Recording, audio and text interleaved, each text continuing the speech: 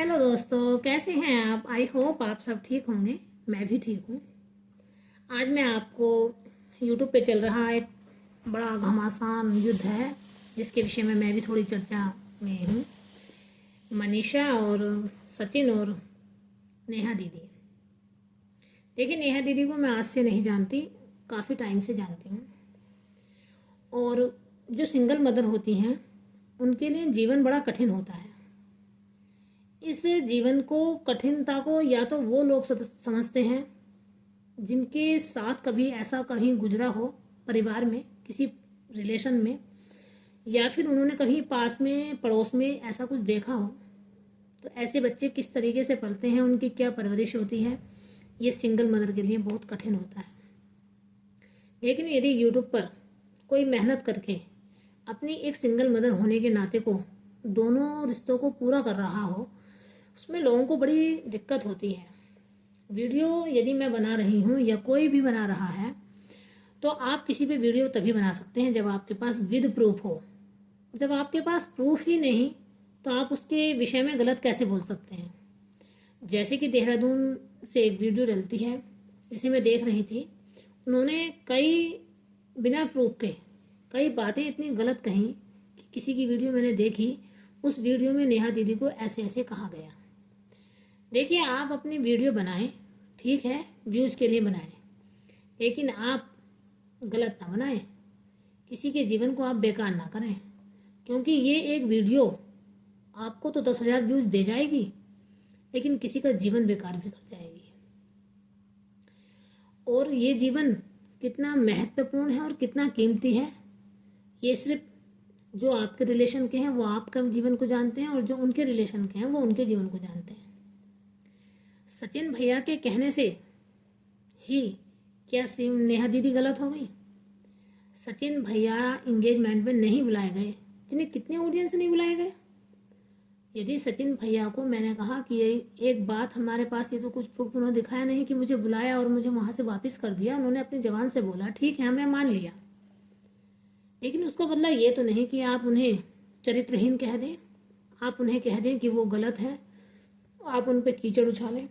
हाँ ठीक है, उसका दंड ये हो सकता है कि आप कोई फंक्शन करें तो सीमा नेहा दीदी को ना बुलाएं, लेकिन उसमें आप ये चाहते हो कि उन्हें आप कलंकित कर दें, उनके ऊपर आप एक लाइन खींच दें कि वो चरित्रहीन है, ऐसा नहीं हो सकता। और यदि ऐसा है तो आप विद प्रूफ के दिखाइए। फिर आप कैसे कह रहे हैं कि विद प्रूफ के दिखाऊंगा? दूसरी बात उन्होंने कही कि मैं भी गलत था। जब आप ही गलत थे, आप स्वयं स्वीकार कर रहे हैं, सामने वाला तो नहीं कह रहा कि मैं गलत था, आपने कहा कि मैं गलत था, तो जब आप गलत थे तो आप अपनी गलती मान लीजिए, ठीक है। तीसरी बात उन्होंने कही कि उसकी कमाई से ही उसकी बेटी का खर्चा चलता है, तो इसमें कोई बात नहीं।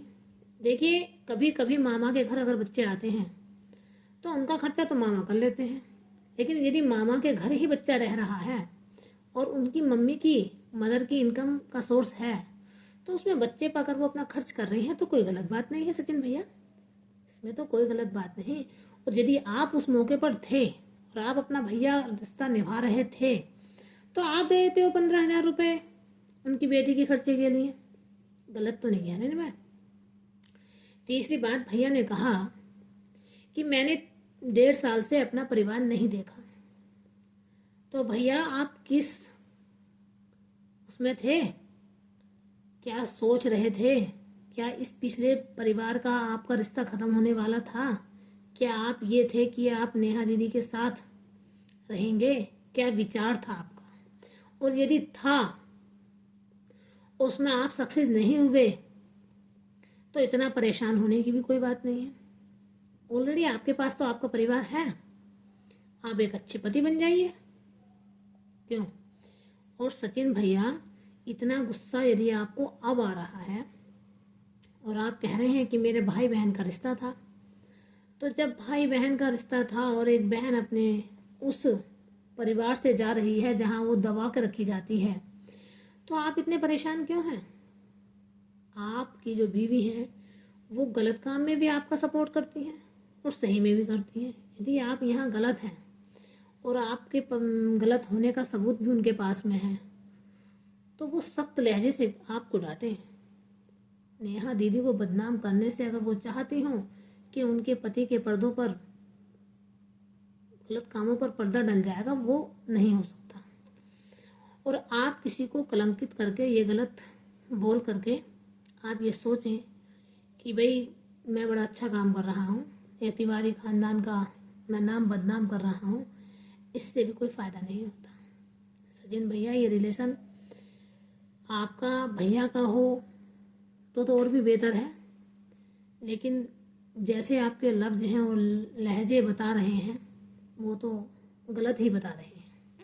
और यदि आपको उनकी मदर ने ये कह दिया कि इस लड़की की ज़िंदगी से चले जाओ, तो बताइए आप इस रिश्ते में फिर क्या रह गया।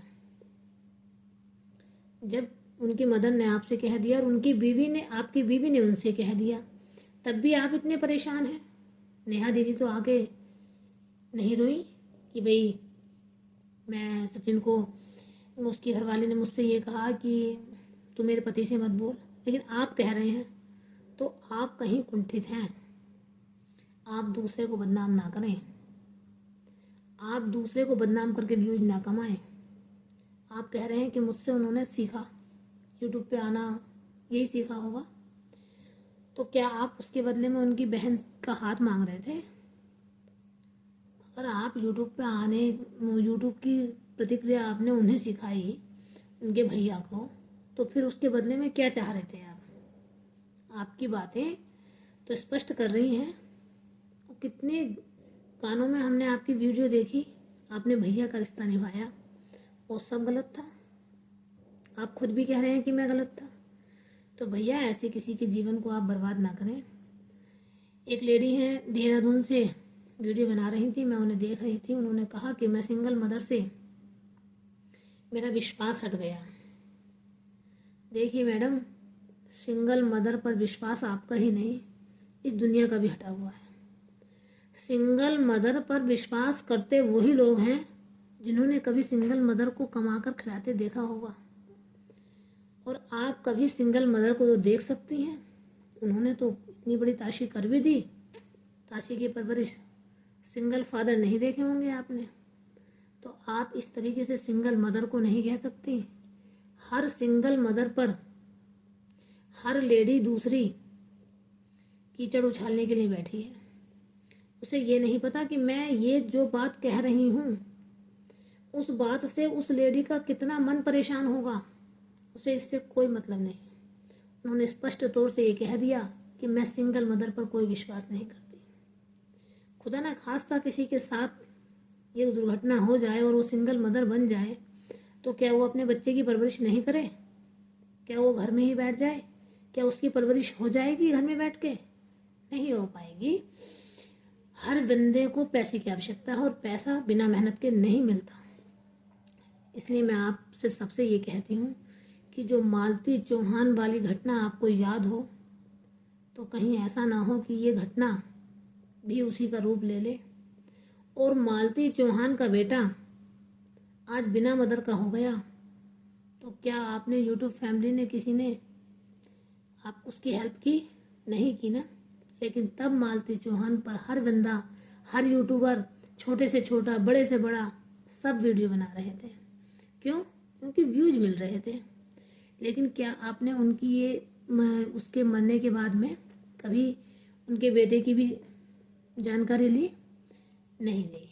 तो देखिए, ये दुनिया बड़ी स्वार्थी है और स्वार्थ में आप किसी को अपमानित ना करें, किसी का चरित्र ना गिराएं। नेहा दीदी को जब तक आप सबूतों के साथ ये ना दिखा दें कि नेहा दी का चरित्र गलत है, तब तक आप नहीं कह सकते किसी को भी। और यदि झूठ बोल करके इस तरीके से आप लोग अपनी अपनी वीडियो के व्यूज कमाएंगे, तो कहीं ना कहीं आप भी उस धोखे के शिकार हो जाएंगे जिसके मालती चौहान के यूट्यूबर्स हुए। ठीक है, तो इसलिए आप सभी लोगों से ये गुजारिश है कि जो भी नेहा दीदी के विपक्ष में वीडियो बनाए, वो वीडियो आप विद प्रूफ के दें। क्योंकि जब विद प्रूफ की वीडियो होगी तो उस पर चर्चा जरूर होगी, वो चर्चा देखी भी जाएगी। लेकिन बिना विद प्रूफ के किसी की वीडियो देख करके आप उसका ये साबित ना करें कि नेहा जी गलत है।